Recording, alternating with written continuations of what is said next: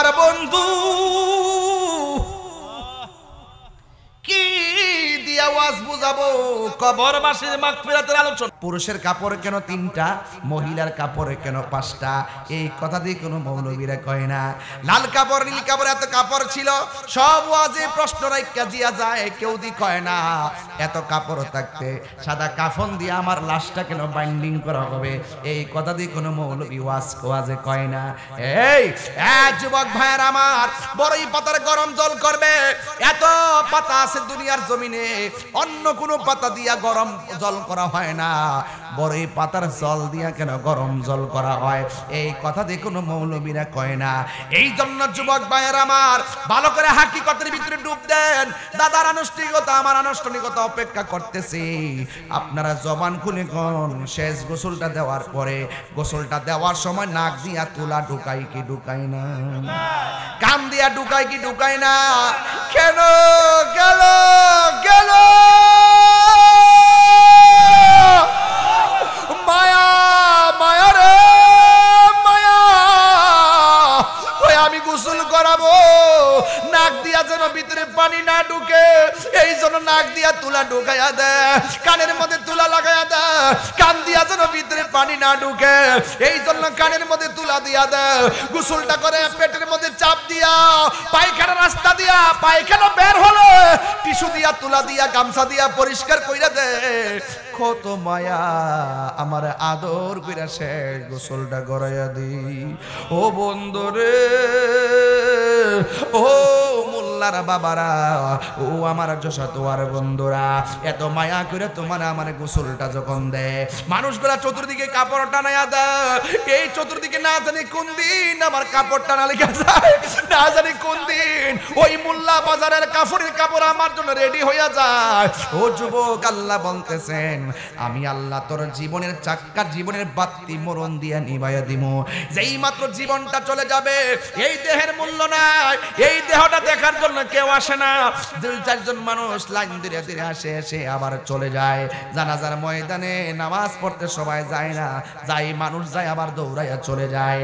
এই হলো পৃথিবীর মানুষ। বন্ধু বলো, বান্ধব বলো, জিন্দা থাকলে তোমার মূল্য সব জায়গায় আছে, কিন্তু রূহটা চলে যাওয়ার পর আপনজনরা তাড়াতাড়ি কবর দিয়া দেয়।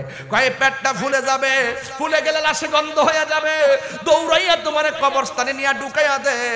কবরটারে দেওয়ার সময় রে বাবা, তোমার যখন কাদের মধ্যে করে গোরস্থানের মধ্যে নিয়ে যাবে, তখন মানুষ তোমার শেষ বিদায় দেওয়ার জন্য গোরস্থানে নিয়ে যাবে।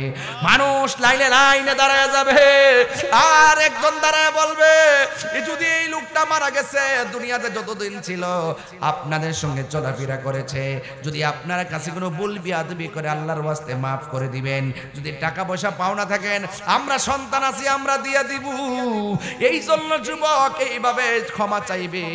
আমার কথা হলো বাবা, আমার লাশের পাশে দাঁড়াইয়া আরেক বেড়া দাঁড়াইয়া ক্ষমা চাইতো কি লাগিয়া?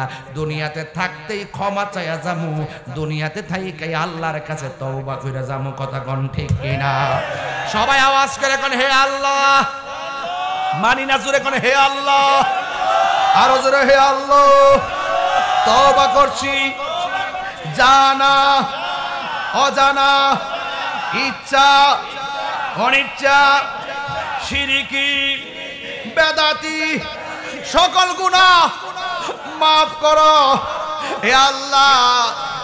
অতীতের সকল গুনার প্রতি বেজার গইলাম, আর জীবনে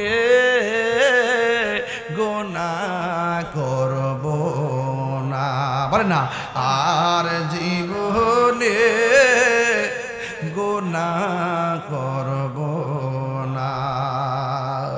বন্ধ না, সবাই সবাই বন্ধ নাই রে বান্ধব নাই রে, যে জাগায় 3 বার কন্যা আল্লাহ।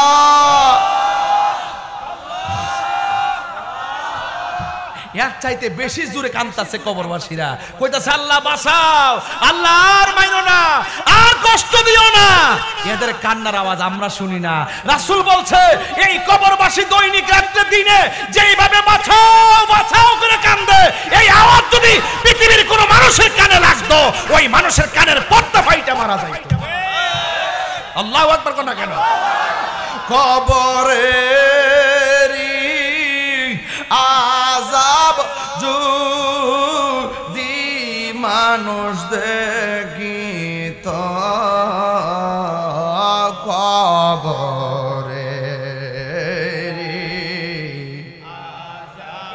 আল্লাহ আপনি একটু দেখেন না দি মানুষ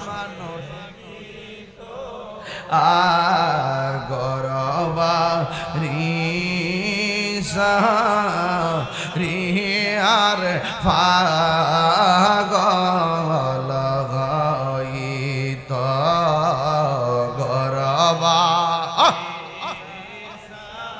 আরিয়া পাগল হয় বন্ধু নাই রে বান্ধব নাই রে যে জাগায় বন্ধু নাই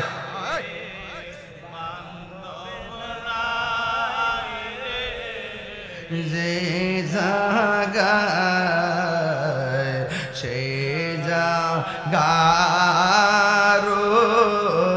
বন্ধু নবী মুস্তাফা সে এই বন্ধু নবী এই বাপ মা যারা হারাইছেন ওই বাপ মার চোখটা মুখটা খেয়াল করে বলেন আব্বা আম্মা যার সই সে মাবুদ কব রে আব্বা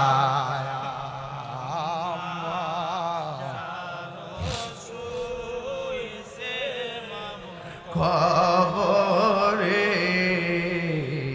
মাফ গয় রাদাও দয়াল নবীর খাতিরে মাফ গয়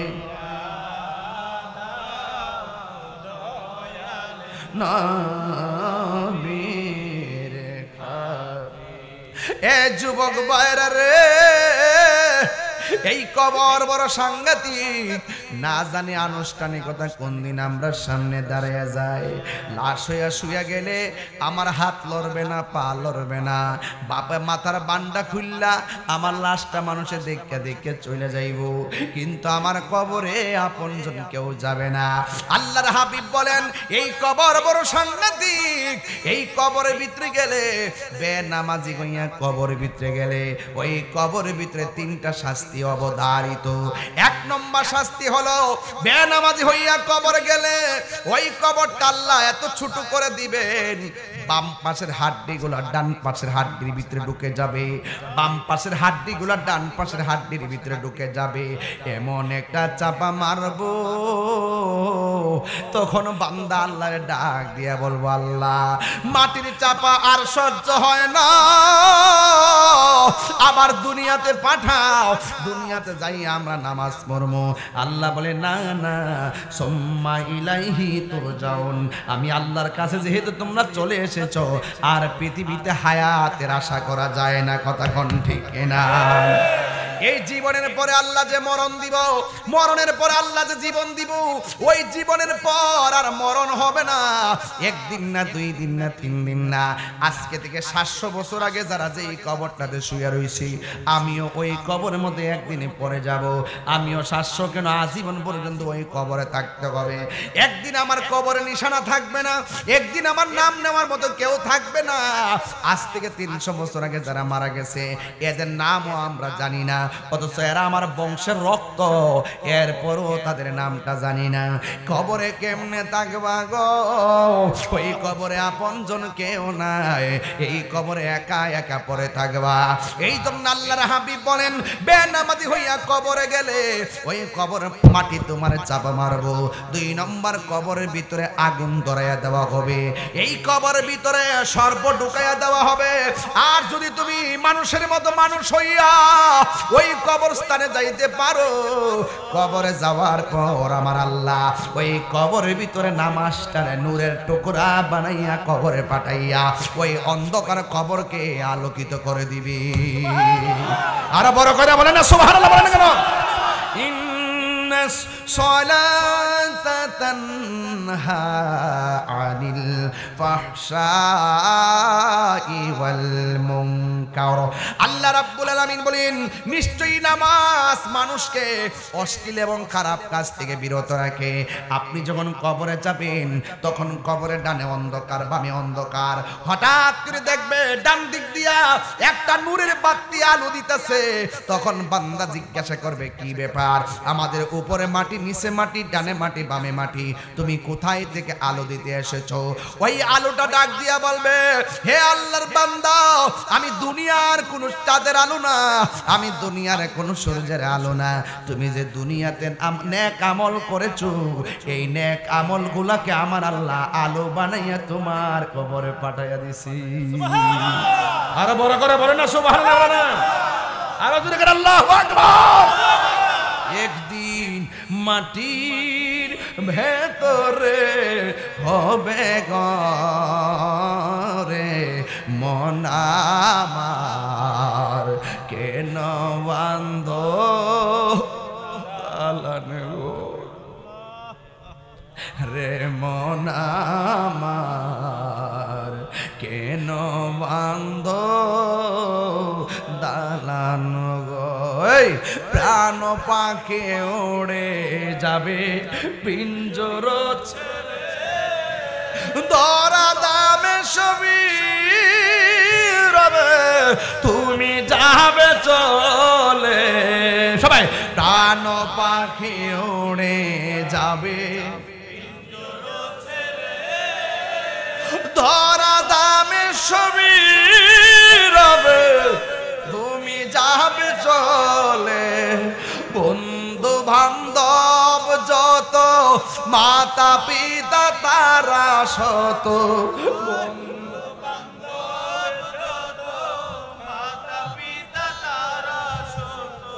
হয়ে যাবে সবই তোমার পরে মন আমার, কেন বন্ধ দালানে ঘর রে মন আমার, কেন বন্ধ দালানে ঘর। একদিন সোহাগ এইচডি মিডিয়া, সত্য প্রচারে আপোষহীন। এজন্য সবসময় ওযু রাখবেন, আর নামাজটা ঠিক মতো করে রাখবেন, আর সবসময় মৃত্যুর জন্য প্রস্তুত থাকবেন, কারণ যেই কোনো মুহূর্তে মৃত্যু আসতে পারে। কারণ বড় বাপের আগে ছোট সন্তান মারা যায়, সন্তান আগে বাবা মারা যায়। বলুন হায়াতের মালিককে? তো সবই তো জানেন, মানতে অসুবিধা কি? আল্লাহ বলছেন ওয়ামা তাদরি নাফসুম বি আই আরদিন তামুত, তুমি তো জানো না জগতের কোন জায়গায় তোমার মৃত্যু হবে। ঘুমের মধ্যে ওই দিন দেখছি আশুগঞ্জের বিশাল বড় টাকাওয়ালা রাতের বেলা ঘুমাইছে, দরজা ভাঙ্গা ভিতরে ঢুকিয়া দেখে ঘুমের ঘরে মইরা রইছে।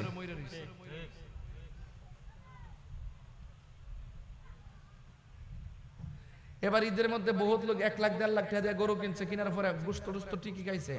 দেখলাম যে চেহারাটা মলিন, জিগাইলাম চেহারা মলিন কিনলে গিয়া কয় হুজুর গতবার বাপটারে লইয়া এই গোশত খাইছিলাম, এবার বাপটা লইয়া খাইতাম পারছি না, বাপটা কবরে চলে গেছে। গতবার মা রান্না করে দিছিল, এবার মার রান্না খাইতাম পারি না, মাটা কবরে। এক কথা কন না কেন? কথা কি সত্য কিনা বলেন না কেন? আর আমি তো আমার কথা বলতে পারি, 5 বছর আগে তো আমার বাপটাই তো ছিল দুনিয়ার ভিতরে, 5 বছর পরে বাপটার ঈদে এই গোশত খাইতে পারি নাই, বাপটা কবরে চলে গেছে। তা আপনি কি বুঝেন না যে এবারে ঈদ আপনার জন্য শেষ ঈদ হতে পারে? হতে পারে কি পারে না বলেন না কেন?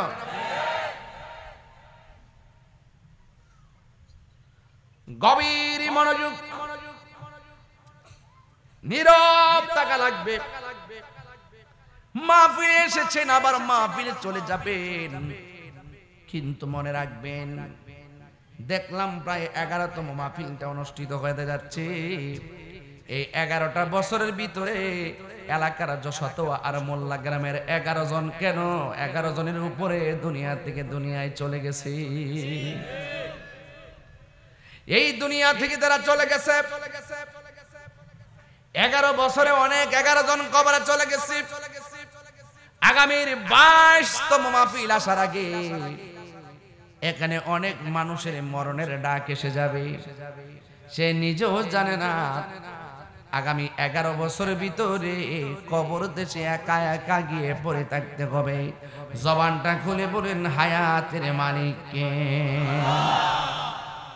মিনহা খালাকনাকুম ওয়া ফিহা নুঈদুকুম ওয়া মিনহা নুখরিজুকুম তারাতান উখরা।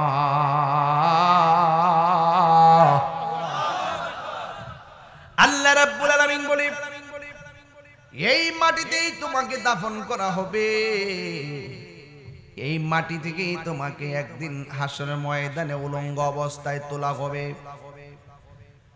রাসেলস ভাইপার নামে সাপ বের হইছে। যশোতুয়া আর মোল্লা গ্রামের ঘরে ঘরে রাসেলস ভাইপার আছে না নাই? তো ঘরে ঘরে যদি থাকে তাইলে আপনি বসবাস করছেন কেমনে? যদিও ঘরের ভিতরে নাই, কিন্তু ঘরের ভিতরে মানুষের মোবাইলে ছবি আছে না নাই? মোবাইলে মোবাইলে রাসেল ভাইপার সাপ,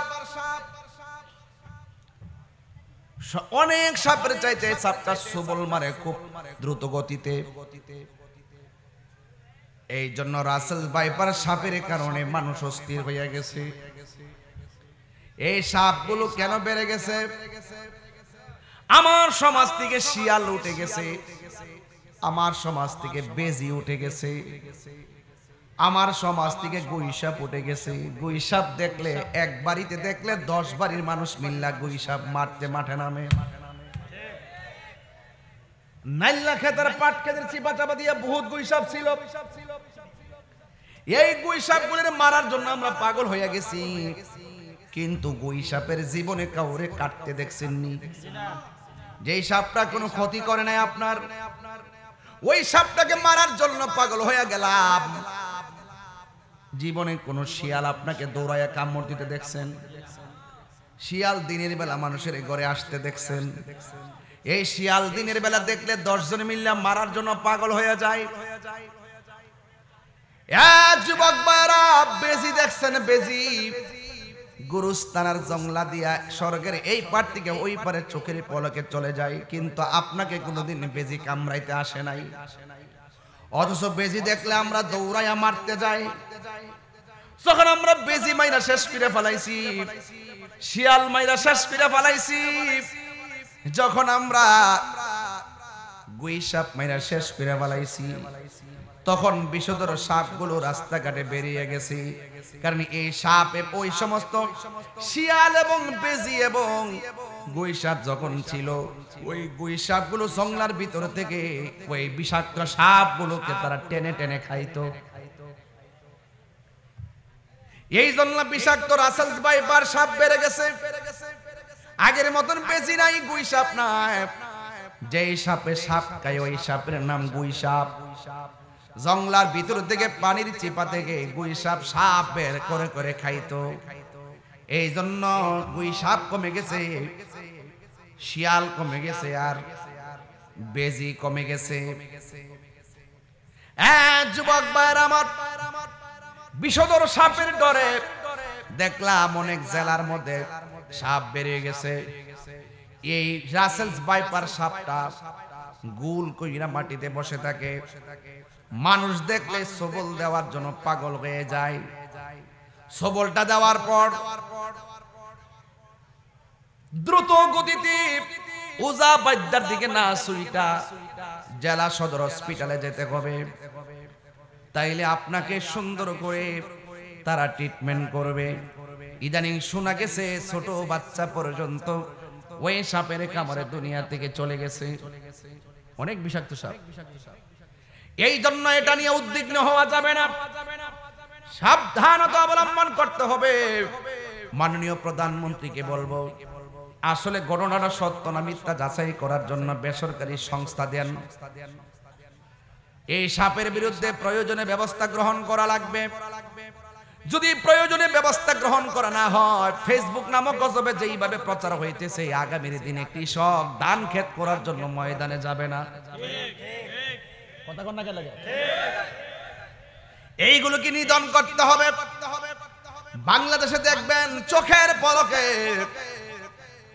সব কিছু ভাইরাল হয়ে যায়, এমন একটা অবস্থা সৃষ্টি হয়, মানুষ বড় বিপদে পড়ে যায়। তা আমার ওয়াজ কিন্তু রাসেল ভাইপার নিয়ে না, আমার ওয়াজ হইলে আপনারা সাবধান থাকবেন, উদ্বিগ্ন হলে চলবে না। ঘরে বিছানা টিছানা জারো দিয়া শুইবেন, তবে আসলে কতটুকু সত্য সেটাও যাচাই করে দেখতে হবে। যদিও সাপ দেখা যায়, আর চাইতে বিষাক্ত সাপ করে ঝোপঝাপের মধ্যে থাকে কিনা বলেন? আমরা এত উদ্বিগ্ন আগে হয় নাই। এই জন্য আমি বলতে চাই, যশোর বাবা, ও মোল্লার বাবা, ওয়াজটা রাসেল ভাইপার নিয়ে না। একটা রাসেল ভাইপার সবুলের ডরে আপনি ঘরের কোনায় বসে আছেন, একটা রাসেল ভাইপারের ডরে আপনি বাহিরে বের হইতে চিন্তা করেন, কিন্তু এর চাইতে বিষধর সাপ অন্ধকার কবর দেশে আছে না না?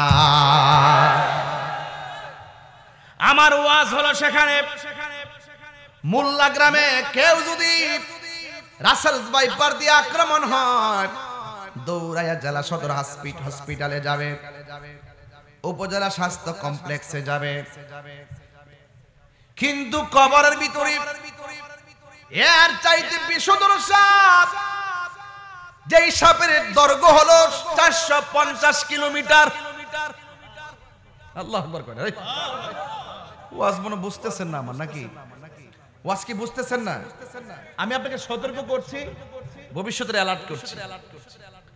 যেই সাপের দৈর্ঘ্য হলো 450 কিলোমিটার লম্বা, ওই সাপের মুখের মধ্যে 70 গজ লম্বা দাঁত, ওই সাপের চোখটা আগুনের চাইতে আরো লাল, ওই সাপের মাথার মধ্যে থাকবে মহিলাদের চুলের মতন চুলের গোছা, ওই সাপের শরীরে থাকবে দুর্গন্ধ, আর ওই সাপটা তোমাকে দংশন করার সময় বডিটা আলাদা কইরা 70 গজ মাটির নিচে ঢুকাইয়া দিব।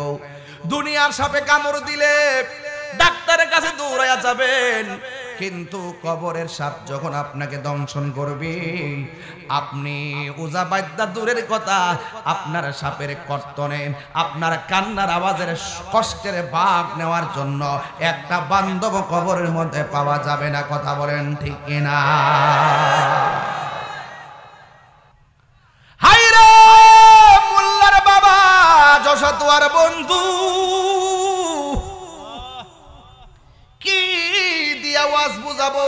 কবরবাসীর মাগফিরাতের আলোচনা।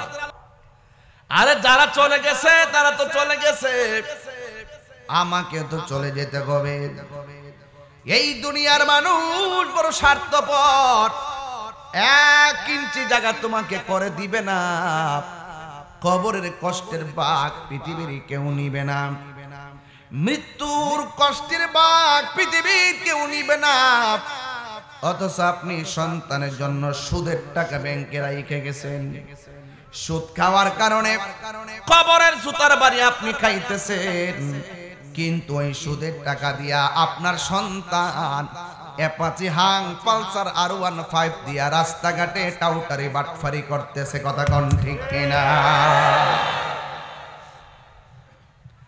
হারামের মধ্যে কোনো আরাম নাই। এই জন্য সন্তানকে হারাম টাকার মালিক বানাইবার আগে সন্তানকে সুশিক্ষায় শিক্ষিত বানাইতে হবে। হারাম টাকা সন্তানের জন্য রেখে গেলে সন্তান এই টাকা দিয়া সিঙ্গাপুর যায়, পতিতালয়ে যায়, কিন্তু বাবার কবরে জিয়ারত করতে যায় না। আর সন্তানকে যদি হালাল টাকা খাওয়াইয়া মানুষের বাচ্চা বানায় যাইতে পারেন, লন্ডন থাকলেও বাবা মায়ের জন্য সন্তানের কবরে মনটা পড়ে থাকে। কথা কোন ঠিক কিনা? এই সন্তান বাপ মার কবর জিয়ারত করে। এই জন্য আমি যশোর বাবা, মোল্লার বাবা, পায়ের মধ্যে হাত দিয়ে বইলা দিয়া যাবো, আপনার জীবনটা চলে গেছে, আপনার সন্তানকে আপনি এমন কিছু দিয়া যান যে সন্তানটা আপনি চলে যাওয়ার পরেও আপনার কবরের পাশে যাইয়া দোয়া করবে, রব্বির হামহুমা। সবাই আমার সাথে বিনায়া বিনায়া জবান খুলে গন, রব্বির হামহুমা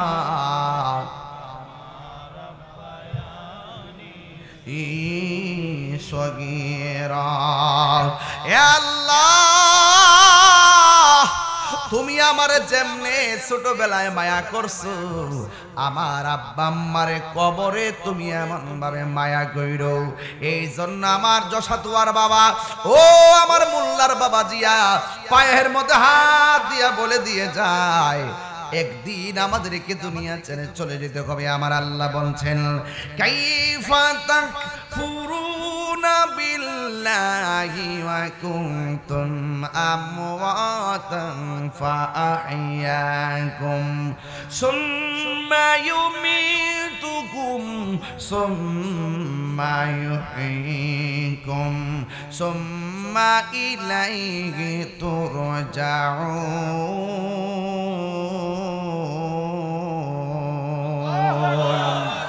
আল্লাহ রাব্বুল আলামিন বলে, তোমরা আমি আল্লাহকে কিভাবে অস্বীকার করছো?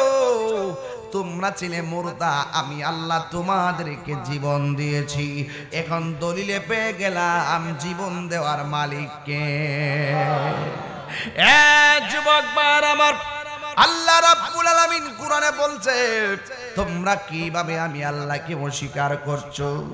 তোমরা ছিলে মুর্দা, আমি আল্লাহ তোমাদেরকে জীবন দান করেছি। জীবন পাওয়ার পরে কেউ এমপি, জীবন পাওয়ার পরে কেউ মন্ত্রী, জীবন পাওয়ার পরে কেউ বক্তা, জীবন পাওয়ার পরে কেউ ইঞ্জিনিয়ার, কিন্তু কেউ টিনের ঘরের মালিক, কেউ সোনের ঘরের মালিক, কেউ বিল্ডিং ঘরের মালিক। যে যত টাকার মালিক হোক না কেন, সবার ঘর একটা। জবান খুলে কোন শেষ ঘরের নাম কি? আরো বড় করেন কি? সাজিয়ে গুজিয়ে দে মুরে সজনী তোরা, সাজিয়ে গুজিয়ে দে মোরে, সাজিয়ে গুজিয়ে দে মোরে সজনী তোরা, সাজিয়ে। বড়ই পাতার গরম জলে শুয়ায়া মশারির তোলে, বড়ই পাতা গরম জলে, বড়ই পাতা গরম জলে শুয়ায়া মশারির তোলে, আতর গোলাপ চন্দন মেখে দে সজনী তোরা, সাজিয়ে গুজিয়ে দে মোরে, সাজিয়ে গুজিয়ে সজনী তোরা, সাজিয়ে গুজিয়ে দে মোরে। এত রঙিন এত কাপড় কিছুই তো ভালো লাগে না মোর, এত রঙিন এত কাপড়, এত রঙিন এত কাপড় কিছুই ভালো লাগে না মোর, সাদা কাফন আমায় পড়াই দে সজনী তোরা, সাজিয়ে গুজিয়ে দে মোরে, সাজিয়ে সজনী তোরা, সাজিয়ে গুজিয়ে দে মোরে। জোরে জোরে কি আল্লাহু আকবার বলা যাবে না? হায় রে নবীনগরের বন্ধু,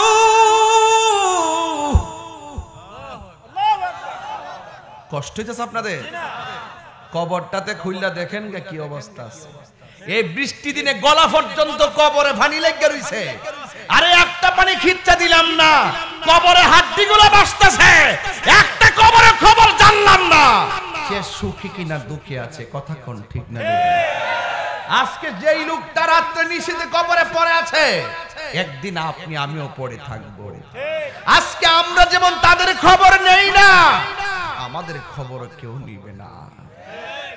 এই জন্য আল্লাহ বলছেন ওয়া কুনতুম আমওয়াতান ফাআহইয়াকুম সুম্মা ইউমীতুকুম সুম্মা ইউহয়ীকুম সুম্মা ইলাইহি তুরজাউন।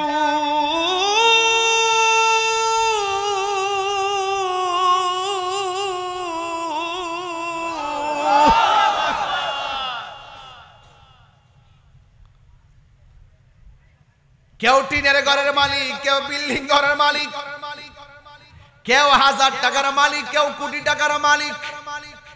আজকেও আমি বিকাল বেলা ঘরের মধ্যে বসলাম, একজন লোকের ওয়াজ বুঝাইতেছি আর বলতেছি, তুমি কয় বেলা খাও? কয় বেলা? কথা কন না। ও কোটিপতি, তুমি কয় বেলা খাও? কয় মেন তো 3 বেলা টুকিটাকি খাবার খায়, ওকে, কিন্তু আমাদের সকাল দুপুর এবং রাত্র প্রচলিত 3 বেলা খাবার। কোটিপতিও খায় 3 বেলা, রিকশাওয়ালাও খায় 3 বেলা, হয়তো বড় লোকেরা বালা তরকারি দিয়া খায়, গরিবের একটু নরমাল দিয়া খায়। যদিও তারা 8 প্রকার আইটেম দিয়া খায়, আলুর ভর্তার ডাইলের মজা আছে না না? হ্যাঁ,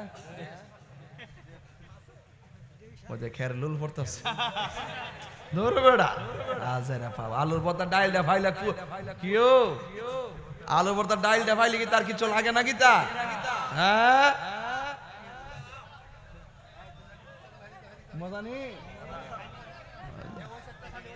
কি তাও? কি সমস্যা? কি খারাপ লাগতেছে? শেষ করে দিতাম নি? লাইনটা ঠিক আছে নেওয়াজে? আমি যেটাই কই না কই, আমি কিন্তু লাইন ঠিক রাখুন। মাঝে মাঝে যদি কিছু কথাবার্তা কই, এটা খালি ইউটিউবাররা কাইটা ছাইরা দিয়ে দিকে না, আমার সমস্যা। এটা না ছাড়লে তো তাহিরি আছি। হ্যাঁ হ্যাঁ, ব্যবসা করে আর এই ইউটিউবাররা, তোরা ইডি আর সারিস তাহলে তোরা ফটো ধরে কই, আর আমার মারিস না তোরা। আমি আলি কিছু কথা ওয়াজের লাগে না কো, তোরা ওয়াজের বাইরে না সাইরা দেশ কি লাগে, আমি এটা বুঝলাম না কিছু। হ্যাঁ, তোরই তো সর তোরার মধ্যে তো আছে বাজান। সত্যি করে কেন আপনার খারাপ লাগতেছে বাজান? আমি যাইছি, আপনার কষ্ট লাগতেছে? আমি কি লন্ডন থেকে আইছি বাজান? বনবের বেড়ায় ঘরের ছেলে ঘরে আইছে বাজান। তবে একটা কথা কইতাম চাই, আমরা বনবের বেড়াইতে মেজাজ গরম, দিল নরম। আমার কথা করা কথা কইলো, সামনে গেলে হাতটা মিলাইলাই। তবে আল্লাহর রাস্তা ফাড়ত ধরে কই, আর বদনাম করেন না।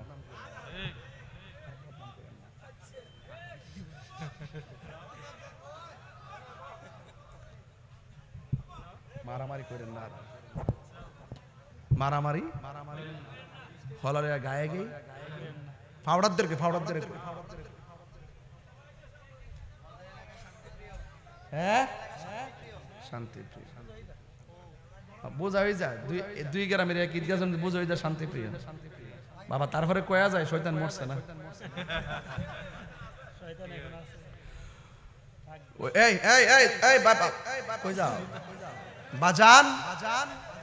বাজান কই যায় না? একটু জিরাইতেছি আমি। এক ঠেলা যে 40-30 মিনিট কথা বলছি না, কষ্ট লেগেছে। এখানে খাইছি এইমাত্র, গরম ডবে আর খাউনটা কি কম খাওয়াইছে? মাছের ডালটা দিয়া লাস্টে ভালো লাগছে না? তুই জিব্বা ঘুরাইস না পাগলা, জিব্বাটা এবার ভিতরে তস না হারিয়ে ইস্তিতে করে বাজান। তবে আমি কথাটা কইতাম না ইসলামকে লেগে জানেননি, বড় লোকে যে 3 বেলা খায়, আমরা খাই। কেউ হয়তো 10 তলাতে ঘুমা, কেউ টিনের ঘরে ঘুমা। 10 তলার রাত যেটা আমার রাত, 10 তলার দিন যেটা আমার দিনও, 10 তলার গরির কাটা যেটা আমারও, 10 তলার বিল্ডিং এর মালিকের শেষ গড়টা যেটা গরিবেরও। তো বাহাদুরি করেন কি লেগে? টেয়া বেশি যাস না কবর বাপ ডাইব যা, টেয়া লাগর টেয়া বলা টেয়া বাইরে বাইরে দুমা উড়াইব, টেয়ার ঘরে টেয়া জাকাত দাসান দিকে বৃষ্টিটা বন্ধ হয়ে যায়। টেয়া বলি টেয়া, আরে টেয়া ফুলের সৌরভ মানুষের গৌরব চিরদিন। তা আল্লাহ যারে দন দিছে দিছে, এতে কি অহংকার করা কিছু আছে? আমি 22-23 বছর ধরে ওয়াজ করি, নিজের বাড়িতে যে কবেলা খাইছি কইতাম না, সবসময় মানুষের বাড়িতে খাই, খাইতেছি না। দিন যাইতেছে, রাত যাইতেছে। তবে একটা কথা কয়ে দিতাম চাই, কবরের ভিতরে বন্ধু যাইবনি, বান্ধব যাইবনি, টেহা যাইবনি। তবে 3টা কাজ কইরা যান, কবর আজীবন যাইব। সুবহানাল্লাহ কোন কি লেখা? ঈদগাহ যে দান করছেন মনে করছেন লস হয়ে গেছে গা, এটা ওই মিজানের ফাল্লা তুলবো। আরে গুরুস্থান দিছেন টেহা, এটা ওই মিজানের ফাল্লা তুলবো। গরিবেরা দান করছেন, এইটাই উঠবো। মাহফিলে টেহা দিছেন, এইটাই উঠবো। মা বাপরে খেদমত করতেছেন, এইটাই যাইব। কথা কোন ঠিক না? মানে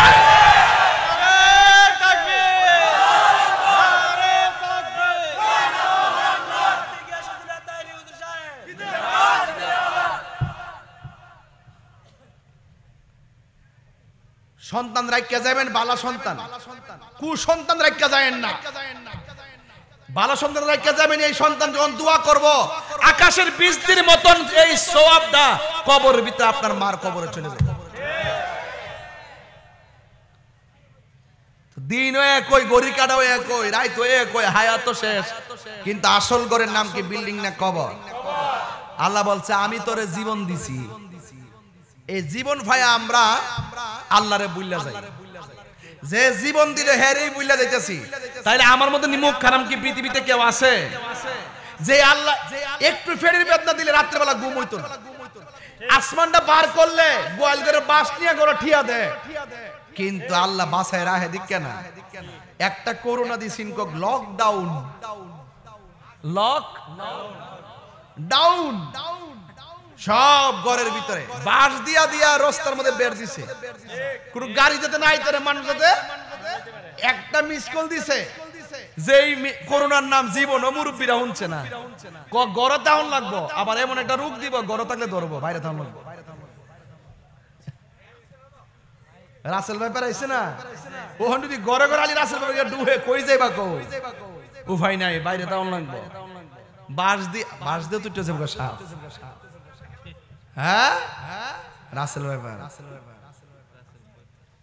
তবে একটা কথা কইয়া দিয়া যায়, কবরে সাপ আসেনি, আসেনি, দেখা যা সব দিক দিয়ে বন্ধ। কেমনে ডুহে? ডুহা কেডা? বান্দারে সোজা হয়ে যাও। আল্লাহ কয় আমি তোরে জীবন দিছি, জীবন দেওয়ার পরে আমার কাজ কি? আল্লাহ বলছেন আমি তোরে কেন জীবন দিছি শুন, কোরআন শরীফ থেকে ল। তেলাওয়াত করলে কি খারাপ লাগবো?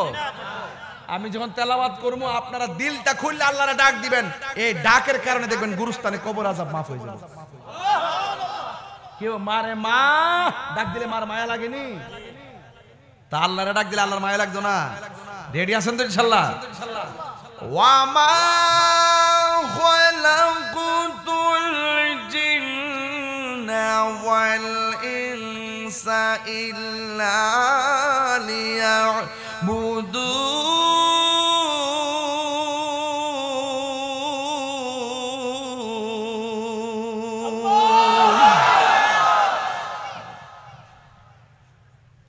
আল্লাহ রাব্বুল আলামিন বলেন আমি মানুষ এবং জিন জাতিকে সৃষ্টি করেছি একমাত্র আমি আল্লাহর গোলামি করার জন্য। আল্লাহ রাব্বুল আলামিন বলেন বান্দা আমি তোরে জীবন দিয়েছি, আমি আল্লাহর গোলামি করার জন্য তোরে জীবন দিয়েছি, তুই আমার গোলামি করবি। আপনারা জবান খুলে বলেন সেজদা পাওয়ার মালিক কে? আল্লাহ ছাড়া কি কাউকে সেজদা করা যাবে? কোন মাজারে গিয়া কি সেজদা করা যাবে? আমরা কি মাজারে গিয়া সাজদা করি না জিয়ারত করি? আজকে আমার দেশের অনেক মানুষ আমাদেরকে মিথ্যা অপবাদ দেয়, কয় আমরা মাজারে যাইয়া বলে সাজদা করি, আমরা মাজারে যাইয়া বলে পূজা করি। যারা সুন্নাত তরিকা কবর জিয়ারতকে পূজার সঙ্গে তুলনা করে এরা কোনোদিন মুসলমান হতে পারে না। কথা বলেন ঠিক কিনা? পূজা হয় মন্দিরে, মাজার পূজার জায়গা না, মাজার হলো জিয়ারতের জায়গা। কথা বলেন ঠিক কিনা বলেন? এই জন্য আল্লাহ বলছেন আমি তোরে জীবন দিয়েছি, প্রথম কাজটি আমার ইবাদত করবি। আর ইবাদত কবুল হওয়ার জন্য পূর্ব শর্ত হলো আমার নবীর মহব্বত। কথা বলেন ঠিক কিনা? এই জন্য আল্লাহ বলছে আমি তোরে জীবন দিয়েছি, কিন্তু আমি আল্লাহ তোর জীবনের বাতি নিবাইয়া দিমু। কি দিয়া নিবাইবা? আল্লাহ বলেন সুম্মা ইউমিতুকুম, অতঃপর আমি আল্লাহ তোরে মৃত্যু দিয়া তোর জীবনের বাতি নিবাইয়া দিমু। যুবক ভাইয়ের আমার, এখন মনে করছেন মৃত্যু হয়ে গেলে বুঝি সব শেষ? না না, মৃত্যু হলে সব শেষ না। মৃত্যু হলে আনুষ্ঠানিকতা শুরু হবে। দাদার আনুষ্ঠানিকতা যেমন ছিল আপনার আনুষ্ঠানিকতা এমনই হবে, নানার আনুষ্ঠানিকতা যেমন ছিল আপনার আনুষ্ঠানিকতা এমনই হবে, নানির আনুষ্ঠানিকতা যেমন ছিল আপনার আনুষ্ঠানিকতা এমনই হবে, ফুফুর আনুষ্ঠানিকতা যেমন ছিল আপনার আনুষ্ঠানিকতা এমন হবে। কারণ মরে যাওয়ার পরে সর্বপ্রথম আনুষ্ঠানিকতা হলো একটি সুখ সংবাদ, মোল্লা গ্রামের এমক মিয়া এতটার সময় মারা গেছে। এই এলানটা যেমন হয়েছে মসজিদে, আপনি মারা গিয়া দেখেন আপনার এলানটা মসজিদে বাজা অপেক্ষা করছে। কতক্ষণ ঠিক কিনা?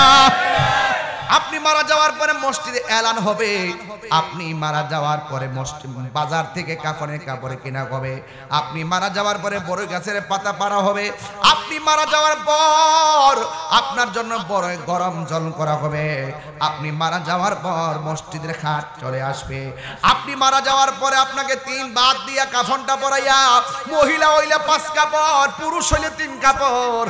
জীবনে কত ওয়াজ শুনছেন, পুরুষের কাপড়ে কেন 5টা, পুরুষের কাপড়ে কেন 3টা, মহিলার কাপড়ে কেন 5টা? এই কথা দিয়ে কোনো মৌলবীরা কয় না। লাল কাপড় নীল কাপড় এত কাপড় ছিল, সব ওয়াজে প্রশ্ন রাইখা দিয়া যায়, কেউ দি কয় না এত কাপড় থাকতে সাদা কাফন দিয়ে আমার লাশটা কেন বাইন্ডিং করা হবে? এই কথা দিয়ে কোনো মৌলবী ওয়াজে কয় না। এই যুবক ভাইয়ের আমার, বড়ই পাতার গরম জল করবে, এত পাতা আছে দুনিয়ার জমিনে, অন্য কোনো পাতা দিয়া গরম জল করা হয় না, বড়ই পাতার জল দিয়া কেন গরম জল করা হয়? এই কথা দিয়ে কোনো মৌলবীরা কয় না। এই জন্য যুবক ভাইয়ের আমার, ভালো করে হাকিকতের ভিতরে ডুব দেন। দাদার আনুষ্ঠানিকতা আমার আনুষ্ঠানিকতা অপেক্ষা করতেছি। আপনারা জবান খুলে কোন শেষ গোসলটা দেওয়ার পরে, গোসলটা দেওয়ার সময় নাক দিয়া তুলা ঢুকাই কি ঢুকাই না?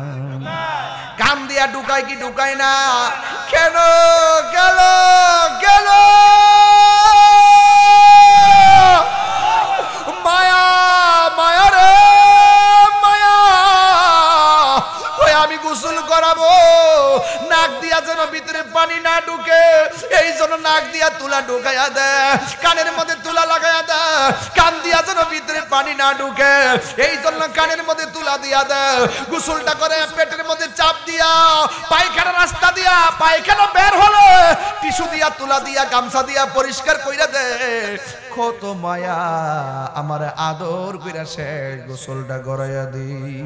ও বন্ধুরে,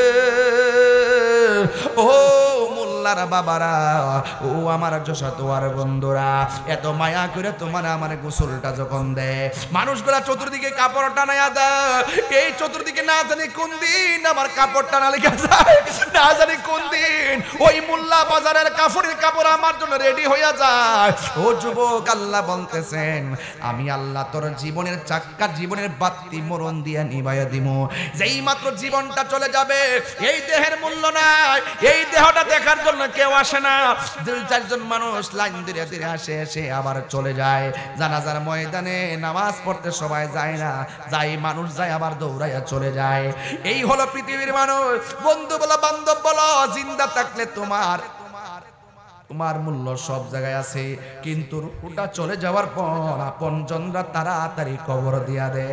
কয় পেটটা ফুলে যাবে, ফুলে গেলে লাশে গন্ধ হয়ে যাবে, দৌড়াইয়া তোমার কবরস্থানে নিয়ে ঢুকাইয়া দে।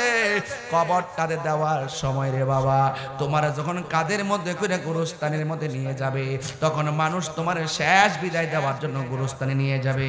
মানুষ লাইনে লাইনে দাঁড়ায় যাবে, আর একজন দাঁড়ায় বলবে, যদি এই লোকটা মারা গেছে, দুনিয়াতে যতদিন ছিল আপনাদের সঙ্গে চলাফেরা করেছে, যদি আপনার কাছে কোনো ভুল বিয়াদবি করে আল্লাহর ওয়াস্তে মাফ করে দিবেন। যদি টাকা পয়সা পাওনা থাকেন, আমরা সন্তান আছি, আমরা দিয়ে দিব। এই জন্য যুবক এইভাবে ক্ষমা চাইবে। আমার কথা হলো বাবা, আমার লাশের পাশে দাঁড়াইয়া আরেক বেড়া দাঁড়াইয়া ক্ষমা চাইতো কি লাগিয়া? দুনিয়াতে থাকতেই ক্ষমা চাইয়া যামু, দুনিয়াতে থাইকাই আল্লাহর কাছে তওবা কইরা যামু। কথা কোন ঠিক কিনা? সবাই আওয়াজ করে কোন হে আল্লাহ, মানি না জোরে কোন হে আল্লাহ, আরো জোরে হে আল্লাহ। তওবা করছি, জানা অজানা, ইচ্ছা অনিচ্ছা, শিরকি বেদাতি সকল গুনাহ মাফ করো হে আল্লাহ। অতীতের সকল গুনার প্রতি বেজার গইলাম, আর জীবনে গুনাহ করব না। বলে না, আর জীবনে গুনাহ করব না। বন্ধ না, সবাই সবাই বন্ধ নাই রে বান্ধব নাই রে, যে জায়গায় তিনবার কন্যা আল্লাহ।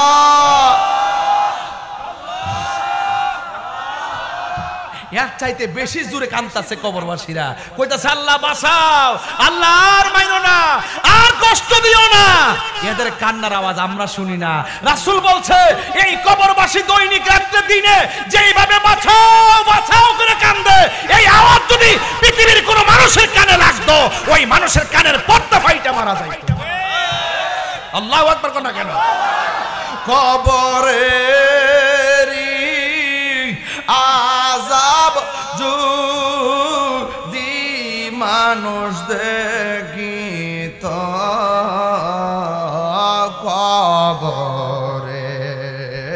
কবরেরই আল্লাহ, আপনি একটু দেখেন না, দি মানুষ আর গরবা রিসা রিয়ার পাগল হইত গরবা আরিয়া পাগল হই। বন্ধু নাই রে বান্ধব নাই রে, যে জায়গায় বন্ধু নাই,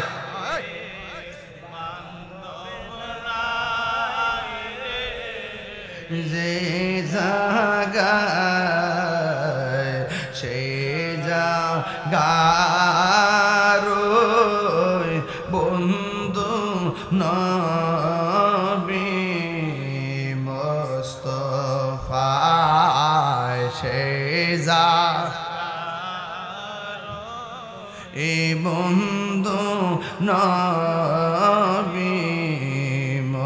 এই বাপ মা যারা হারাইছেন, ওই বাপ মার চোখটা মুখটা খেয়াল করে বলেন, আব্বা আম্মা যার সই সে মাবুদ কব রে, আব্বা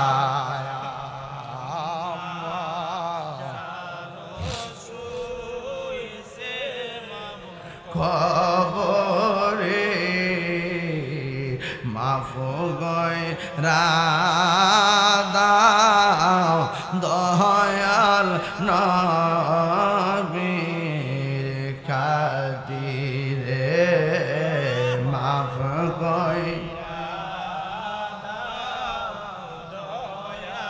নবীর এ যুবক ভাইরা রে, এই কবর বড় সাংঘাতিক। না জানি আনুষ্ঠানিকতা কোন দিন আমরা সামনে দাঁড়িয়ে যাই। লাশ হইয়া শুয়ে গেলে আমার হাত লড়বে না, পা লড়বে না, বাপে মাথার বান্ডা খুললা আমার লাশটা মানুষে দেখে দেখে চলে যাইব, কিন্তু আমার কবরে আপনজন কেউ যাবে না। আল্লাহর হাবিব বলেন এই কবর বড় সাংঘাতিক। এই কবরের ভিতরে গেলে, বেনামাজি হইয়া কবরের ভিতরে গেলে, ওই কবরের ভিতরে তিনটা শাস্তি অবধারিত। এক নম্বর শাস্তি হলো বেনামাজি হইয়া কবরে গেলে ওই কবরটা আল্লাহ এত ছোট করে দিবেন, বাম পাশের হাড্ডিগুলো ডান পাশের হাড্ডির ভিতরে ঢুকে যাবে, বাম পাশের হাড্ডিগুলো ডান পাশের হাড্ডির ভিতরে ঢুকে যাবে। এমন একটা চাপা মারবো, তখন বান্দা আল্লাহর ডাক দিয়া বলবো, আল্লাহ মাটির চাপা আর সহ্য হয় না, আবার দুনিয়াতে পাঠাও, দুনিয়াতে যাই আমরা নামাজ পড়বো।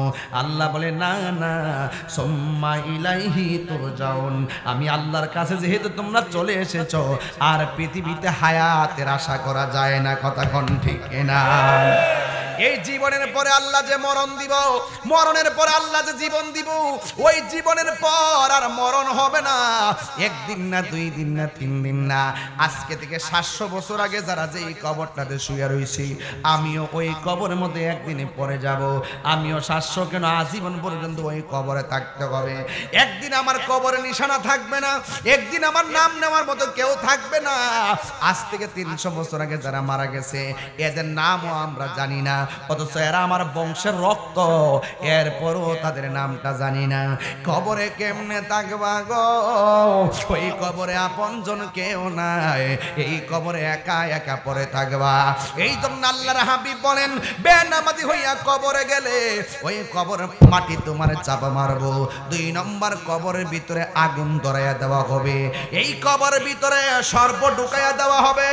আর যদি তুমি মানুষের মতো মানুষ হইয়া ওই কবরস্থানে যাইতে পারো, কবরে যাওয়ার পর আমার আল্লাহ ওই কবরের ভিতরে নামাজটারে নূরের টুকরা বানাইয়া কবরে পাঠাইয়া ওই অন্ধকার কবরকে আলোকিত করে দিবি। আর বড় করে বলে না সুবহানাল্লাহ, বলেন কেন? ইন্নাস সালাতা তানহা আনিল ফাহশাই ওয়াল মুনকার। আল্লাহ রাব্বুল আলামিন বলেন, নিশ্চয়ই নামাজ মানুষকে অশ্লীল এবং খারাপ কাজ থেকে বিরত রাখে। আপনি যখন কবরে যাবেন, তখন কবরের ডানে অন্ধকার, বামে অন্ধকার, হঠাৎ করে দেখবে ডান দিক দিয়া একটা নূরের বাতি আলো দিতেছে। তখন বান্দা জিজ্ঞাসা করবে, কি ব্যাপার? আমাদের উপরে মাটি, নিচে মাটি, ডানে মাটি, বামে মাটি, তুমি কোথায় থেকে আলো দিতে এসেছো? ওই আলোটা ডাক দিয়া বলবে, হে আল্লাহর বান্দা, আমি দুনিয়ার কোন চাঁদের আলো না, আমি দুনিয়ার কোন সূর্যের আলো না, তুমি যে দুনিয়াতে নেক আমল করেছো, এই নেক আমল গুলাকে আমার আল্লাহ আলো বানাইয়া তোমার কবরে পাঠাইয়া দিছি। আরো বড় করে বলে না সুবহানাল্লাহ, আরো জোরে করে আল্লাহু আকবার। একদিন মাটির ভেতরে হবে ঘরে মন আমার, কেন বান্ধ আলানে গো রে মন আমার, কেন বান্ধ দালান গো? প্রাণ পাখি উড়ে যাবে পিঞ্জর ছেড়ে, ধরা দামে সবই রবে, তুমি যাবে চলে। সবাই, প্রাণ পাখি উড়ে যাবে, ধরা দামে সবই রবে, তুমি যাবে চলে। বন্ধু বান্ধব যত, মাতা পিতা তারা শত,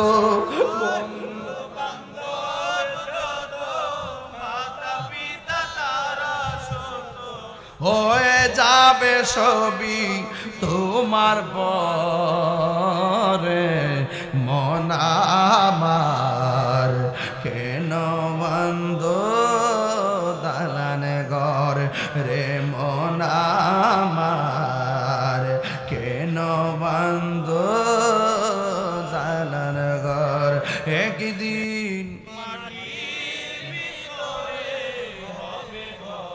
রে মন আমার কেন বন্ধ দালান ঘর রে মন আমার কেন বন্ধ দালান ঘর সুবহানাল্লাহ।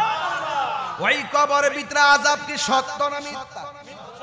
আরে তুমি যে প্রস্রাব করে পানি নেও না যুবক, আমার নবী বলে কবরে দুইটা কারণে বেশি আযাব হবে। এক নম্বর যারা চুগলখুর, সমাজের সব দ্বন্দ্ব হইল মুনাফিকদের কারণে, সমাজের সব দ্বন্দ্ব চুগলখুরদের কারণে, সমাজের সব দ্বন্দ্ব গীবতকারীদের কারণে। আল্লাহ রাসূল কয় এদেরকে শাস্তি দেওয়া হবে কবরে বেশি। আরেকটা হলো প্রস্রাব করে পবিত্রতা অর্জন করে না, এদেরকে কবরে শাস্তি দেওয়া হবে বেশি। কথা কোন ঠিক কিনা? এ যুবক, তোমার মতো বহুত যুবক দেখছি মোটরসাইকেল লয়ে বাইরেছে, মৃত্যুর লাশ হয়ে ঘরে ফিরছে। খবরদার, এই কবর সাংঘাতিক জায়গা। একদিন না তো দিনের পর দিন কবরে পড়ে থাকবেন, কবর ভাঙ্গা যাবে তুফানে, আর ভিতরে পানি ঢুকতেছে।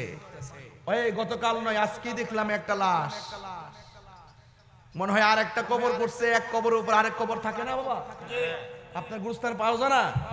দেখতেছি যে কূপ দেওয়ার পরে সাদা কাফনটা সুতা হয়ে রয়েছে, আর আস্তে আস্তে কাফনটার মাটি লইয়া মাটি কবর ভাঙে গেছে, তো কাফনটা লাগিয়ে গেছে, টাইম না ছিটতেছে, আর হাড্ডি গুলো বাইরিতেছে এই জায়গাটা, আর মাথার খুলিটা বাইরিছে, চোখটাও ঢুকে রইছে। এত সুন্দর দেহ গেল কই? এত সুন্দর চেহারা গেল কই?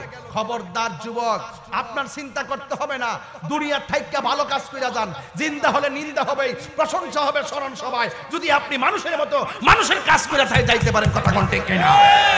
আর মাটির উপর থাইকা সুদ খাইয়া, মাটির উপর থাইকা ঘুষ খাইয়া, মাটির উপর থাইকা দুর্নীতি কইরা, মাটির উপর থাইকা গীবত কইরা, মাটির উপর থাইকা নবীর বিরুদ্ধে কথা বইলা, মাটির উপর থাইকা ওলি আল্লাহর বিরুদ্ধে কথা বইলা, মাটির উপর থাইকা মা বাপের বুকের মধ্যে লাথি মাইরা, মাটির উপর থাইকা মানুষের হক মাইরা খাইয়া, কবরের নিচে যাইয়া জান্নাতের গালিচা পাওয়া যাবে না, জান্নাতের গালিচা পাওয়া যাবে না, জান্নাতের গালিচা পাওয়া যাবে না। ঠিক কি না বলে?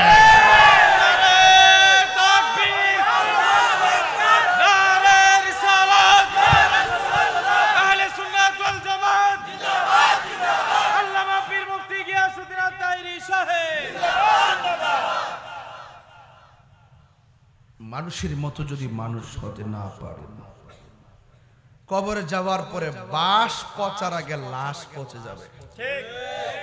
আর মানুষের মতো যদি মানুষ হতে পারেন, কবরে যাওয়ার পরে আপনার দেহের ভিতরে মাটি স্পর্শ করা হারাম।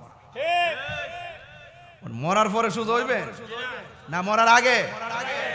এর লাগে যা করবেন মাটির উপর থাকিয়া করে যান। ইন্নাকা লা তাজরি মিনা শাউকিল ইনাব, আঙ্গুরের গাছ থেকে কাঁঠালের আশা করা যায় না। মাটির উপরে 2 নম্বরে কইরা মাটির নিচে যায়, 1 নম্বর বিছানা পাওয়া যাবে না। আমি কি সত্য বলতেছি? তো মরার আগে না মরার পরে? যা করব মরার। আল্লাহ, তোমার তো ডাকার মতো ডাকতাম পারি না, কিতা করতাম? ও বান্দা চেষ্টা করে যা, তবে হৃদয়ে রাখিস আমি আল্লাহ একজন আছি। আল্লাহ তোমার তো মানি, কর্ম তো করতাম পারি না, আল্লাহ কর চেষ্টা করে যা। এরপরও তো পারি না, চেষ্টা করে যা। এরপরও তো পারি না, চেষ্টা করে যা। লা তাকনাতু মির রাহমাতিল্লাহ, আমার রহমত থেকে নিরাশ হইস না। রহমত দেওয়ার মালিক কে? আরো জোরে বলেন কে?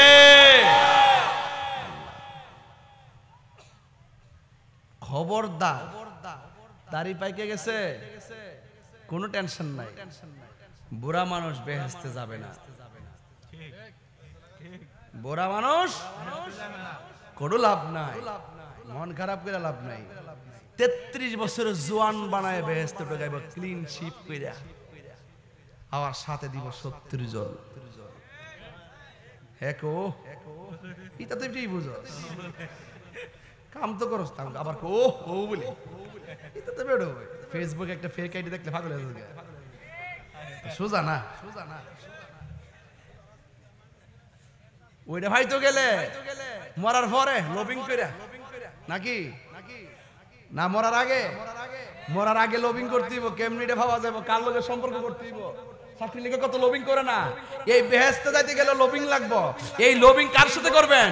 সোনার মদিনাওয়ালার সাথে। কথা কোন ঠিক না বেঠে? ওখানে সম্পর্ক করেন।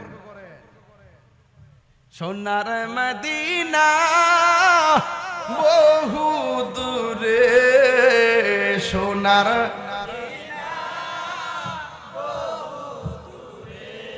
আচ্ছা দুইটা হাত তুললে কি কষ্ট হইব বাজান? বানাই দেন না পতাকা, পতাকা বানাই দেন না। সোনার মদিনা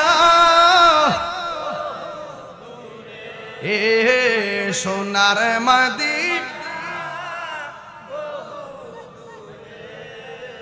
কিন্তু মদিনাওয়ালা আমার অন্তরে, কিন্তু মদিনাওয়ালা আমার অন্তরে, আমার অন্তর জুড়ে মদিনা আছে রে, অন্তর জুড়ে ওই মদিনা কেমনে যাব মন মানে না রে, ওই মদিনা কেমনে যাব মন মানে না রে। যে গিয়েছে একবার সোনার মদিনা, তাহার মনে আর কোনো দুঃখ রইল না। যে গিয়েছে একবার সোনার মদিনা, তাহার মনে আর কোনো দুঃখ রইল না, তাহার মনে আর কোনো দুঃখ রইল না। যে গিয়েছে একবার সোনার মদিনা, তাহার মনে আর কোনো না, তাহার মনে নাই, আমার অন্তর জুড়ে মদিনায় আছে রে, অন্তর রে। ওই মদিনা কেমনে যাব মন মানে না রে, ওই মদিনা কেমনে যাব মন মানে না রে। রাসূল তুমি শোনো গো আমার ফরিয়াদ, চুমুকেতে বাড়িয়ে দাও নূরানি হাত। রাসূল তুমি শোনো গো আমার ফরিয়াদ, চুমুকেতে বাড়িয়ে দাও নিহাত, চুমুকেতে বাড়িয়ে দাও নূরানি হাত। আমার মন কান্দে রে, প্রাণ কান্দে রে, মন কান্দে রে, প্রাণ কান্দে রে। ওই মদিনা কেমনে যাব মন মানে না রে, ওই মদিনা কেমনে যাব মন মানে না রে। বলো সোনার মদিনা আ সোনার মদিনা, কিন্তু মদিনাওয়ালা আমার অন্তরে, কিন্তু মদিনাওয়ালা আমার অন্তরে।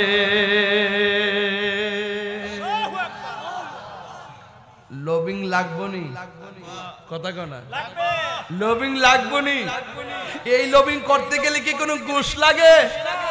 এই লবিং লাগতে কোনো জনমত লাগে? বলছে ও উম্মত তোরা শুধুমাত্র তোদের ভালোবাসাটা আমি নবীর কদমে দিয়া দে। আরে আপনার ভালোবাসা যদি আপনি নবীর কদমে দিতে পারেন, হোক বাড়িটা যশাতুয়া, হোক বাড়িটা মোল্লা, হোক মুরাদনগর, হোক নবীনগর, হোক কোম্পানিগঞ্জ, আপনি যদি নবীকে 100% ভালোবাসা দিতে পারেন, আপনার টাকা লাগবে না, মদিনায় যেতে হবে না, মদিনাওয়ালা আপনার ভাঙ্গা করে এসে হাজির হয়ে যাবে।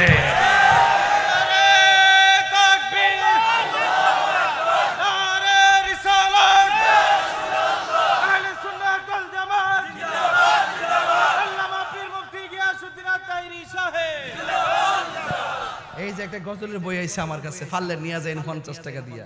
এই যে সুন্দর জায়গা, ভালোবাসার জায়গা মদিনা, ভালো লাগার জায়গা মদিনা, বলো ভালোবাসা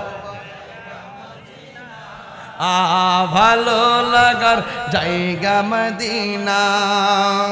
এ তো সুন্দর জায়গা কোথাও দেখি না, তো দেখিলাম সাজিয়েছেন দয়াল রব্বানা, সাজিয়েছেন দয়াল রব্বানা, ভালো লাগার জায়গা। এই যুবকরা গজল গেলে খারাপ লাগে নাকি? ভালো লাগার জায়গা মদিনা, বলো ভালোবাসার ভালো লাগার জায়গা মদিনা। একদিন কবর যাব কেউ তো যাবে না, একদিন কেউ তো যাবে না, যাবে না আমার শাহে মদিনা, যাবে না আমার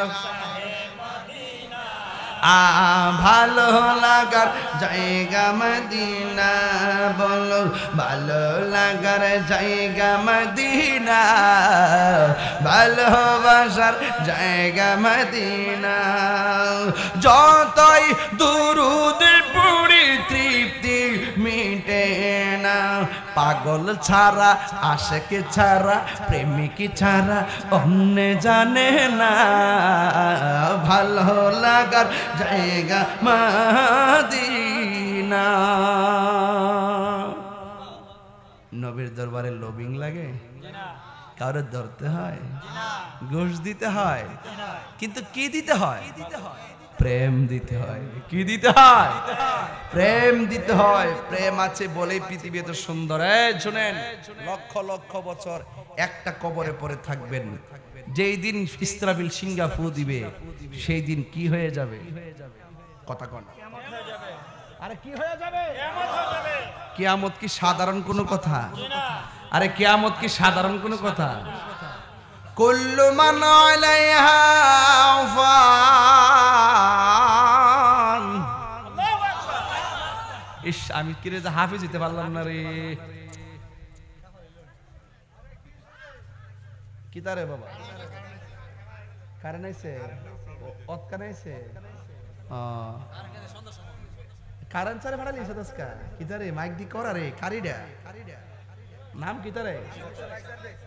ও গণেশা। নাম হইতো গণেশা। সুবহানাল্লাহ।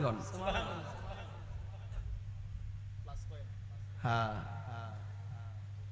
বাবা রে কারেন্ট চারে বাপলে লিছ। আরে বাপ রে বাবা, আওয়াজ জোরে বাবা। মারহাবা কোনা গেলি কে? হাফেজ হইলে আরো সুন্দর করে তেলাওয়াত করতে পারলাম। কুল্লু মান আলাইহা ফান। আল্লাহু আকবার। কি তারে কথা দিকে হয়? কথা কোকেলা শুধু আল্লাহরে ডাক দিবেন। আমি চাই যে এই আওয়াজের কারণে কবরবাসী আজকে আনন্দে খেলতেছে। খবরলে দেখেন হেরা কইতাছে তাকদা মাহফিলে আরো সলক দে, আরে সলক দে। কবরবাসীরা খুশি না বেজার? আমার পোলা আমার জন্য আজকে দোয়া করবে, আমার স্বামী আমার জন্য দোয়া করবে, আমার সন্তান আমার জন্য দোয়া করবে। এটাই হলো কবরবাসীদের চাওয়া। কথা কোন ঠিক কিনা? কুল্লু মান আলাইহা ফানি ওয়া ইয়াবকা ওয়াজহু রাব্বিকা যুল জালালি ওয়াল ইকরাম।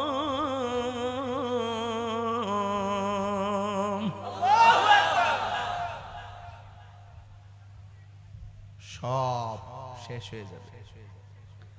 রাসূল বলেন একটা ময়দান বানানো হবে, ময়দান।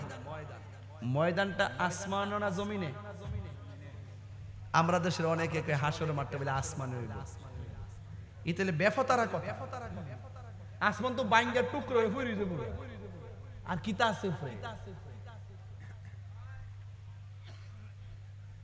এটা হবে শাম দেশে, জমিনটা হবে শাম দেশে, কিয়ামতের ময়দানটা, হাসরের মাঠ। আর মাটিটা কিন্তু এই মাটি হইতো না, এটা তামার মাটি। কি মাটি? 8 বিঘা উপরে সূর্যটা উঠবো, এই তামার মাটির উপরে সূর্যের তাপটা যখন 12টা মুখ লিয়ে হারিয়ে যাবো গা, মাটি কে আর তামা থাকবো না, আগুন হইব। কথা কনা কি হইব? আর রাসূল বলছেন এই মাঠটার দিকে সবাই কবর থেকে উঠতে টাইট যাবে। আল্লাহ করে কইদেন না। রাসূল বলেন যে ওই মুহূর্তে যদি ওই মাঠে কেউ সন্তান প্রসব করত, মাঠটা এত গরম হবে, সে মাঠের গরমের কারণে সন্তানের পেটের উপরে পা দিয়া দাঁড়াইতো। এমন নাফসি নাফসি করব, হাজি নিজের জন্য চিন্তা করব। কই কবরের দিকে মানুষ উলঙ্গ অবস্থা হয়ে যায়। আয়েশা সিদ্দিকা রাদিয়াল্লাহু তাআলা আনহা বলেন, ইয়া রাসূলুল্লাহ, একজনের লজ্জাস্থান একজন দিককে ফেলবে, এটা কেমন ধরনের মাঠ? রাসূল কয়, আয়েশা রে, এমন মাঠ হইব কবর থেকে উঠানোর সময় গাঁট টেনে ভাঙিয়ে তুলবো, এমনি এমনি দেবে, এমনি এমনি, আর সূর্য চোখে লাগবে, এমনি দেবে।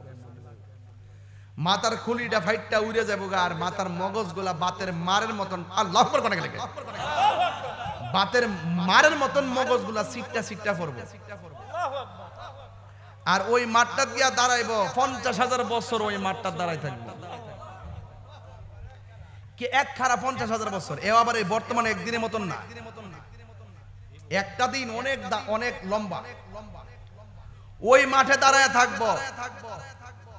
আদম নবীর কাছে আমরা কমু, আদম গো তুমি তো প্রথম নবী, একটু কওনা আল্লাহর হিসাবটা শুরু করতে, হিসাবটা শুরু করতে বলে। 50,000 বছর পর্যন্ত সব নবীর কাছে দৌড়বো, সবাই কবে আমার ভাবতাম না। যার কথার দ্বারা হাসরের মাঠের হিসাবটা শুরু হইব, তিনি হলেন তোমার আমার নবী রাহমাতুল লিল। ওই নবীর দরকার আসেনি? কবরে নবী থাকবো নি? কবরে কি নবীর ছবি দেখাইব না সরাসরি থাকবো? আমরা দেশের কিছু মোল্লারা ইত্যা মানে না। ইতানটা যখন আমি মুখ খুললে কই, তখন হেরা আমার কথা ভালো লাগে না, আমার বিরুদ্ধে রেখে যায়। তোর মানলে মানো, না মানলে নাই। কবর যায়া দেহ অবস্থা কি তাও? হাসরের মাঠে মানুষ কি কাপড় পরে উঠবো না উলঙ্গ অবস্থায়? একজন মাত্র লোক জান্নাতের কাপড় পরে হাসরের মাঠে আসবে, তিনি হলেন রাহমাতুল লিল আলামিন। তার জন্য একটা সিংহাসন থাকবো, সিংহাসনের নাম হইল মাকামে মাহমুদ। সব নবী কানবো নিজের লাগিয়া, আল্লাহ বাঁচাও, আল্লাহ বাঁচাও। আর আমার নবী কাঁদবে উম্মতের জন্য। তো নবী দরকার আসেনি? এই দাঁড়া, এই ক্যামেরা ওঠ, লালগিন জোট, ওই তো উড়ে না। গত জুম্মা পড়ছ? হারিত রোজা রাখছো নি? দুই একটা গত রমজান। আচ্ছা, ঈদের নামাজ পড়ছো নি? রোজা ঈদের নামাজ পড়ছ? রোজা ঈদের নামাজও পড়ছে, ঈদের নামাজও পড়ছে, জুম্মাও পড়ছে, রমজানে রোজাও রাখছে। রাখ বয়ালি একটা সুবাজি দিছে তোলা জায়গা, এই সুবাড়ি নিচে তা গরম লাগে না, এটা বুঝতন লাগে না,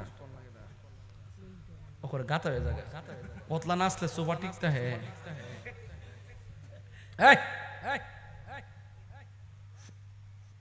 নামাজ পড়ছে, ঈদের নামাজ পড়ছে, ঈদুল ফিতরের নামাজ পড়ছে, জুম্মা পড়ছে। খুব খেয়াল করেন, রমজানের রোজা কিন্তু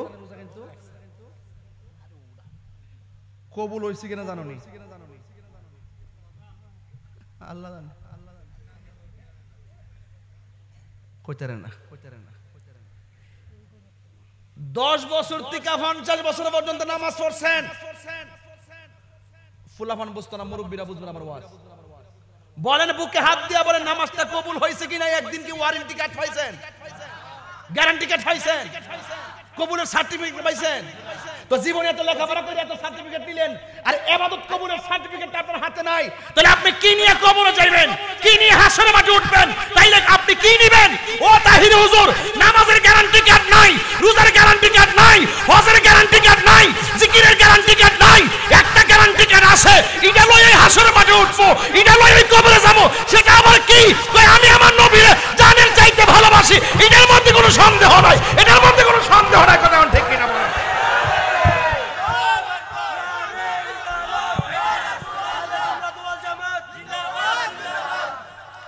আমার কথা কি বুঝতে পারছেন আর নামাজ পড়তেইব কিন্তু কবুলের সার্টিফিকেট তো নাই কিন্তু আমনের যদি কই এখন যে করে 10,000 টাকা দেব আরে নবীর বিরুদ্ধে কথা কও হে কইব জি না নবীর বিরুদ্ধে কথা কইব জি না নবীর গালি দিব জি না তাইলে বুঝালন টাইমে টাইমে নামাজ ছাইরা দিয়ে বন্ধুর ফাল্লা কইরা কিন্তু নামাজ ছেড়ে দিল নবীর বিরুদ্ধে কথা কয় না এটা হলো ঈমান এটা হলো প্রেম এটা হলো ভালোবাসা সব নবীরা নবী হইও নফসি নফসি করব সব আমলদাররা আমল লইও নফসি নফসি করব একমাত্র আমার নবী আপন হইব কথা কোন ঠিক না বেটা ও আজকে বুঝাইতে পারতাছি নামাজ সারণ যাইতো না কিন্তু কবুলের গ্যারান্টি কার্ড নাই নবীরে ভালোবাসেননি সন্দেহ আছে সন্দেহ আছে এটার নাম ঈমান এটার নাম কি ঈমান হাসরের মাঠে নবী কাইব উম্মতি উম্মতি 50,000 বছর বিচার কাজ শুরু হয় না মামলা পেন্ডিং থাকলে খারাপ লাগে না জি মামলা পেন্ডিং রাসূল উকিল হয়ে যাবে ঠাস করে আল্লাহ হাকিম হয়ে যাবে আমরা আসামি হয়ে দাঁড়াই যাবো ও নবী যখন উকিল হইব আমরা যখন আসামি হব আসামির পক্ষে নবী যখন উকিল আসামির বিরুদ্ধে তো কোনো উকিল নাই কথা কোনা মামলা কি আর থাকবো বুঝালেন ভাই বাবা ওয়াজটা বুঝতে পারছেন কামাল আকবর ডলার খাইয়া কালার ফাল্টাই না টিয়া খাইয়া ইমান বেচছেন না নবীর প্রেমে পড়ে থাকেন সুবহানাল্লাহ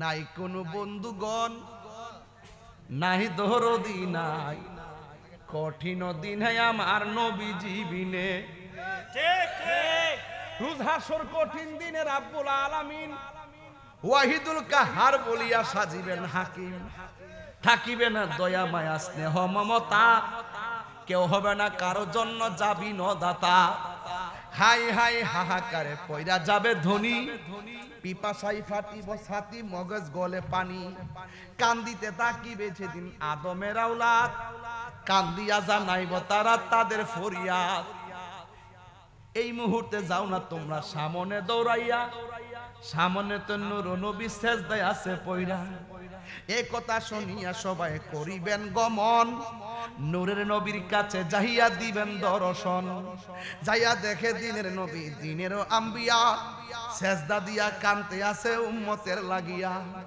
আল্লাহ বলে ও গো দোস্ত তোমারে দেই কইয়া আধাসরে একটা কথা দিব গো বলিয়া 90 বছর আয়ু দিলাম দুনিয়ার ভিতরে 27 বছর কাটাই দিলাম মেরাজের ভিতরে 63 বছর আয়ু দিলাম দুনিয়া 63 বছর আয়ু তুমি দুনিয়াতে পাইয়া কত না কেন্দেছ দোস্ত উম্মতের লাগিয়া আল্লাহ বলে আরে রাসূল বলে ইয়া উম্মতি আমার উম্মতের কি হবে গতি গো উম্মতের জান্নাত দিয়া শান্তি দাও হাবিবের প্রাণ আল্লাহু আকবার বাজান আমরা জন্মসূত্রে সুন্নি আমার বাপ দাদা জন্মসূত্রে সুন্নি এবং এমন ভাবে দলিল দিয়া বুঝাইছে আমার নবীর শান কেউ যদি নবীর বিরুদ্ধে কথা বলে আমি বরদাস্ত করতে পারি না রাসূল নিজের জবান মুবারকে বলছে যদি হাদিসটা দেখাইতাম না পারি কান্ডা কাইটা মোল্লা যশত আর ফাওয়ার নিচে লাগাই দিতাম স্টেপলার দিয়া রাসূল নিজে কইছে শাফাআতি লি আহলিল কাবাইর মিন উম্মতি আমার উম্মতের মধ্যে ঈমানদার আমারে ভালোবাসছে কিন্তু কবি দেখো না কইরা ফেলাইছে হাসরের মাঠে আসামি হইয়া গেছে কিন্তু আমি নবী তাদেরকে ছুড়াই লইয়া যামগা আমার পাগল হওয়ার কারণে আল্লাহু আকবার আল্লাহ দলিলটা দেখাইতে না পারলে কান্ডা কাটলাম বেটা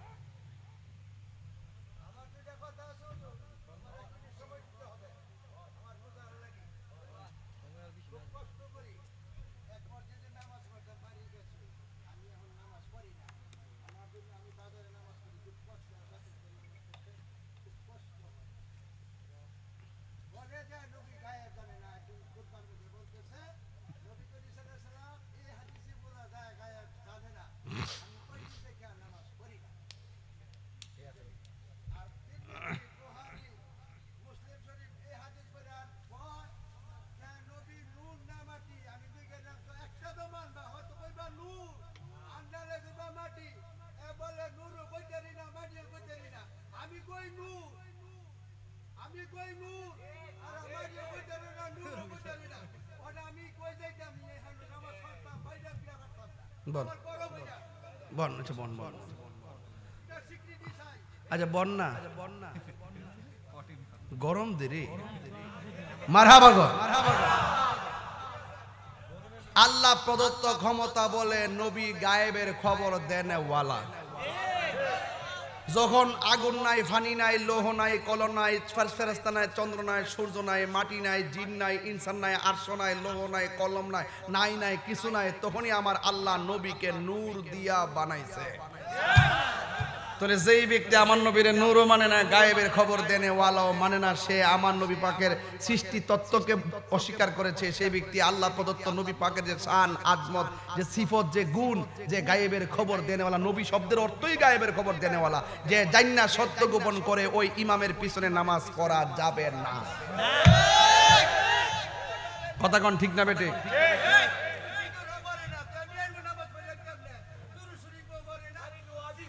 যাক আল্লাহ আপনাকে নেক হায়াত দান করুক আমিন কোন আর যেন আমিন কোন যাক এই জন্য যারা দুশমনে রাসূল নবীর বিরুদ্ধাচরণ করে তাদের পিছনে ইক্তেদা করলে নামাজ হবে না শেষ এইটাই কথা ফাইনাল কথা যাই হোক বাবার আমার মনে হয় প্রায় 11:30 বাজে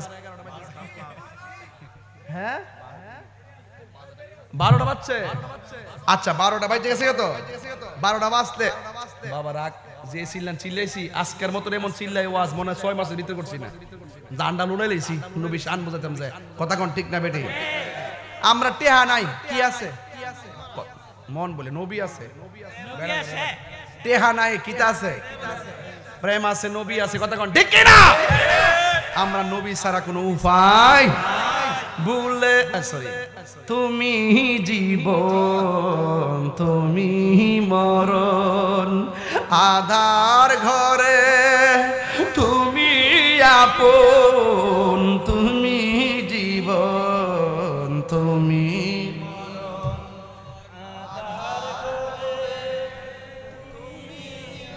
তুমি মোদের পাড়ের তরি তুমি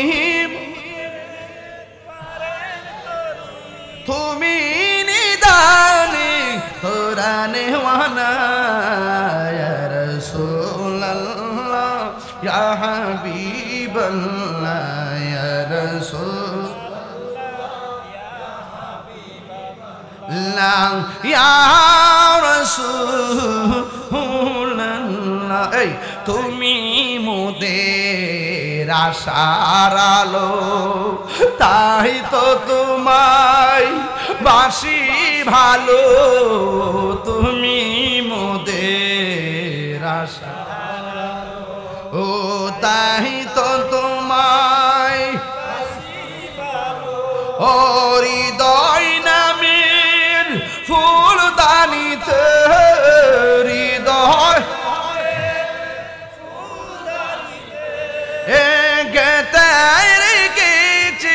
প্রেমের মালা ইয়া রাসূলুল্লাহ ইয়া হাবিবাল্লাহ ইয়া রাসূলুল্লাহ ইয়া হাবিবাল্লাহ ইয়া রাসূলুল্লাহ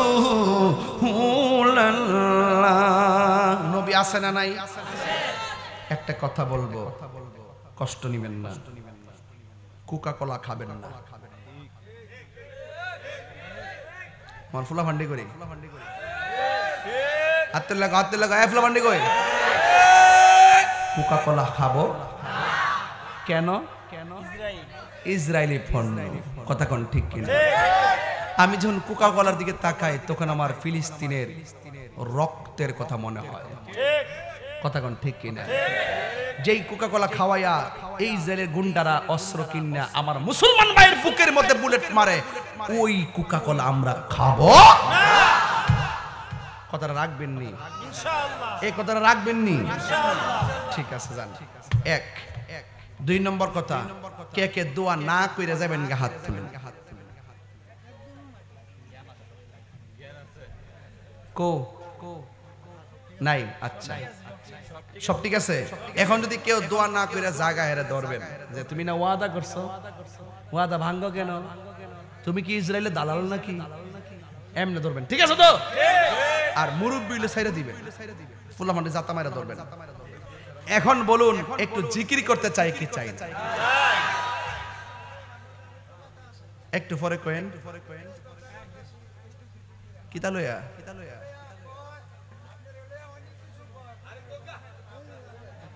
হ্যাঁ হ্যাঁ আচ্ছা বুঝছি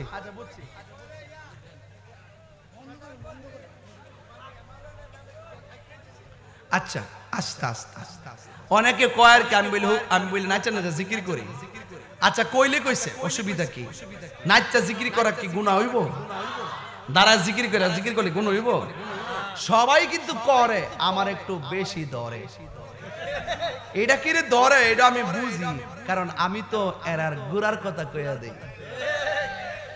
এটা কি তা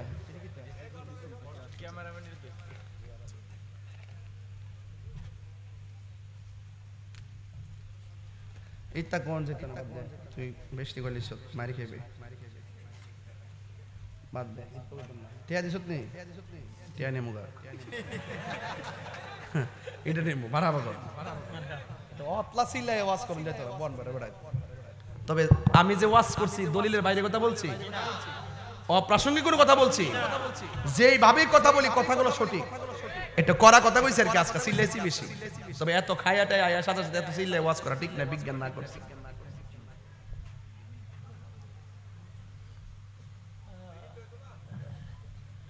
এই মাহফিলটা যে করছে আপনারা কি খুশি না বেজার খুশি এই মাহফিল আশিক মিয়া কো কি তারে আচ্ছা আচ্ছা এই প্যান্ডেলটা করতে কত লাগছে 50,000 কত লাগছে আচ্ছা আচ্ছা এই 50,000 টাকা আমি তুলুমে হন আগামী বছরের জন্য